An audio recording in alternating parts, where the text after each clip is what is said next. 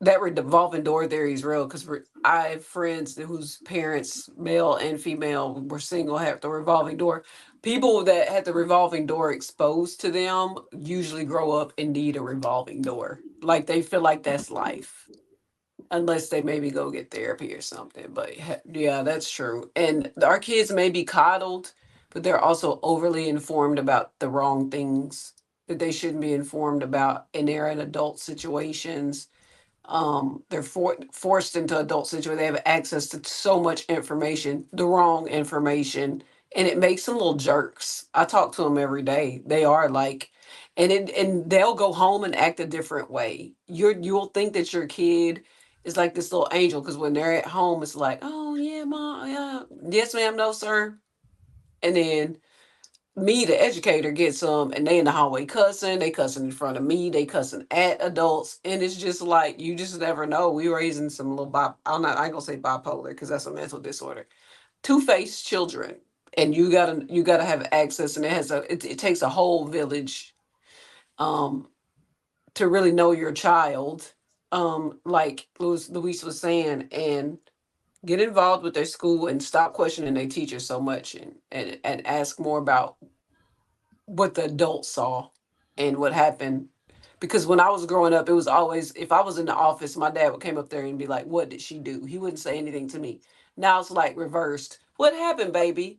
And the teacher lying. So I don't know. You're right though. It all depends on it. It's a different era. All right, go ahead, Shane Monet. Uh, so I kind of agree with everybody. Well, first and foremost, your kids should be well disciplined. You shouldn't even have an issue when it comes to discipline, when it comes to your children, because like the others said, your kids should respect all adults. Now, as it relates to a mom and dad figure in the house, and your kid is not used to that, then you should definitely have sit down and have a conversation, but only when you are serious to the point where you guys have gone through that phase and you know this is the one and we're going to move forward. None of that playhouse, all that. You know that you're serious. Let's move forward. Now, I find it interesting because with the Montel situation, I actually know their dynamic because my son played football and basketball with their son.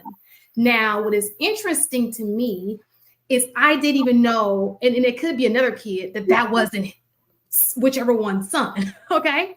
And that's important because whichever one is the co-parent, they don't treat the child that way. For me to not even have known that they were a blended family is amazing because they're very supportive. They're at every game. They show up. They're involved in every which way possible. So I think that that's amazing in itself. So when we're talking about this, it also comes to the parents, how involved they are with it. So for example, if I have kids and I have a man coming into my house, he is the man of the household. I would teach my kids that he's the man of the household. But in return, he must treat my children as if they were his, if that makes sense. It should not be he should be the man of the household, the father of the household. Even though he's not their biological father, my kids are very involved with their father. They'll know the difference. But he should also be very involved with the kid. And I think that relationship also makes a big difference. It shouldn't be a standoff relationship. They should have a positive relationship. She should treat him, kids are kids. Your relationship with your spouse or your significant other is totally different from your relationship with your kids. Yes, that is important first and foremost, because that trickles down to the kids. If there's problems up here, it comes down to the kids. So we want to make sure we have a healthy relationship, you and I, and the kids can see a healthy relationship and blah, blah, blah. But no, your kids should not come before your spouse. Yeah, I do believe that there's an order, but in that order, everybody should play their part, their role. So let me ask y'all, ladies and gentlemen, this. What about when it comes to disciplining your child? Now, I'm not a fan of corporal punishment, but some people are. So when it comes to disciplining your child, are you gonna give your new future husband that same leeway and grace? Ain't nobody got time for that. It just seems so. I think Kaya has kids, but I say so for me. If I trust this man, anybody could answer. Don't man or woman. I Doesn't matter. was saying that because I have kids. I don't know if anybody. That's what I'm saying. Okay. Yeah, I was gonna say, my stepdad was able to whoop my ass, and I'm able to whoop my stepkid's ass. So, can I say something?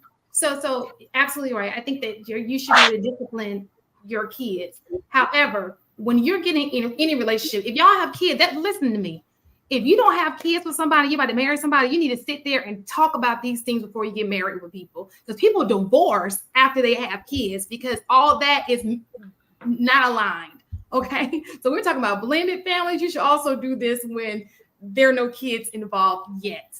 Okay. So when it comes to disciplining your kids, yes, he should have. If you trust him to be the leader of your household, he should be able to discipline your kids accordingly.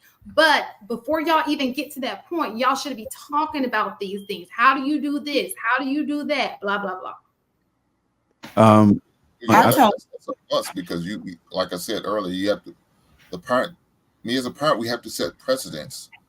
Look, by the time I'm a more likely be around you, and I'm gonna see where you had to maybe admonish your kids and discipline your kids or talk to your kids or punish kids. More than likely, if you've been around, say, a couple years, you're probably more than likely going to see that. So I'm gonna sit back and watch. Like, yeah, I'm not a man who believes in spankings anymore. I used to, but not no more. So how you do that now? If that's what you're going to do with your child, I don't agree with it. I don't recommend it, but I understand. Well, the reason why I mentioned that is that, however, my parents, you know what I mean, my mama allowed my stepdad. My stepdad was able to discipline me before I ever started calling him something referring to like my dad, right? Because you know what I mean. So he's been around me for a while, and he didn't ask me to start calling him pops until like 2-3 years in, and he was already able to discipline me long before that.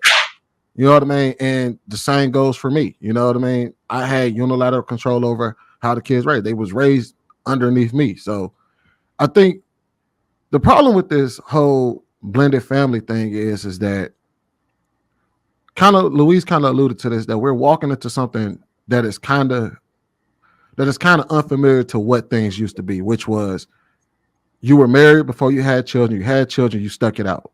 Well, now we're starting to see instances where people are having a lot of children outside of out of wedlock, and then also you're starting to have a lot more divorces. So that creates the unique situations that we have today. Now, granted, blended families isn't anything new because we all had brothers and stepbrothers and everything else in our past, over the past, but this is the first time we're really dealing with this in mass. So the reality is that you have to enter. First of all, you have to look at relationships seriously.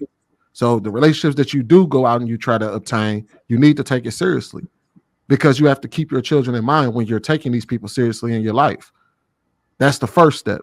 Second step is, how do you handle, you know what I mean, blended families? You handle a blended family the same way you handle a family had y'all had the child together.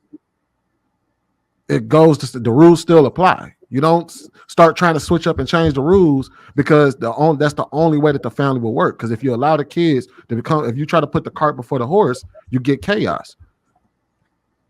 So here's to say, not to say that that's going to work for everybody. I'm not saying that that's going to work, but if you want it to work, that's mostly the only way it's going to work.